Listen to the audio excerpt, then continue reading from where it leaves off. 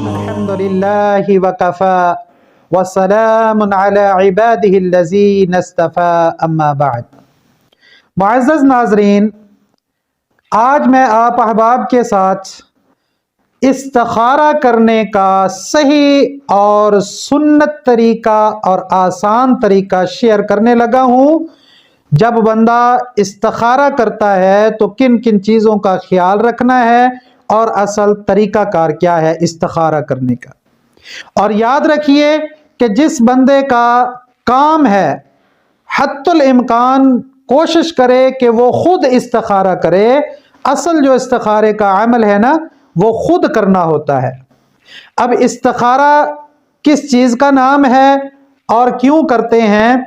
کسی بھی جائز کام کرنے سے پہلے استخارہ کر لینا، یہ میرے پیارے نبی علیہ السلام کا سنت طریقہ ہے۔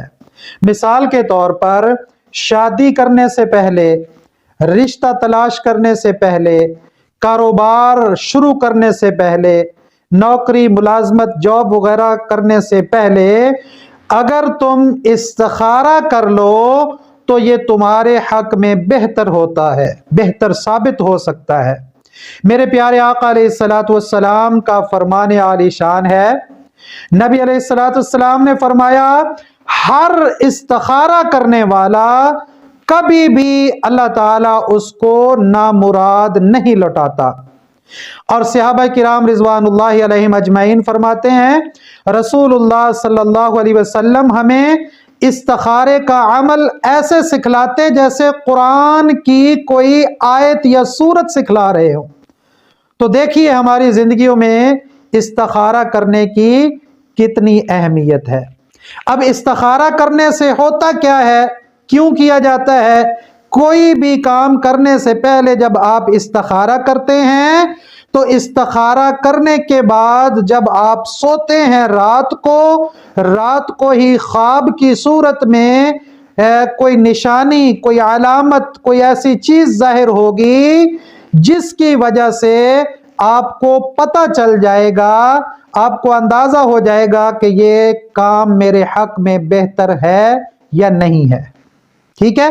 یا صبح کے وقت جب آپ اٹھیں گے تو آپ کا ذہن مطمئن ہوگا، آپ کا دل جو ہے وہ سکون میں اگر ہوگا تو جان لیجئے کہ آپ کے حق میں وہ کام بہتر ہے جس کے لیے آپ نے استخارہ کیا۔ اگر دل بے چین ہے، بے قرار ہے اور بے سکونی سی ہے تو جان لیجئے کہ وہ عمل، وہ کام جس کے لیے آپ استخارہ کر رہے ہیں وہ آپ کے حق میں بہتر نہیں ہو سکتا۔ تو اب استخارہ کا سنت طریقہ کیا ہے؟ میرے اور آپ کے پیارے آقا صلی اللہ علیہ وسلم کی صحیح سنت اور حدیث کے مطابق آدمی نے عشاء کی نماز ادا کرنے کے بعد، جو استخارہ کر رہا ہے نا، عشاء کی نماز ادا کرنے کے بعد، کام کاج سے فارغ ہونے کے بعد، سونے سے پہلے باوضو ہو کر 2 رکعت نماز نفل ادا کرنی ہے، جیسے عام روٹین میں ہم نفل ادا کرتے ہیں۔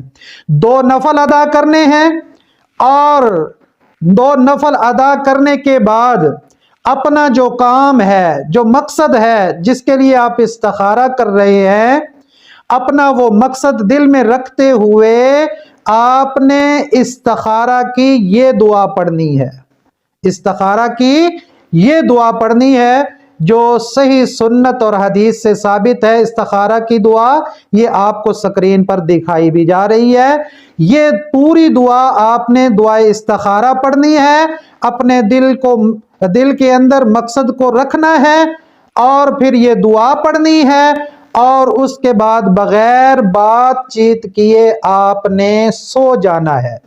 انشاءاللہ رات کو ہی آپ کو اس کا رزلٹ یا خواب کی صورت میں یا صبح دلی کیفیت کی صورت میں، جیسا کہ میں نے پیچھے بتلایا ہے، آپ کو محسوس ہو جائے گا۔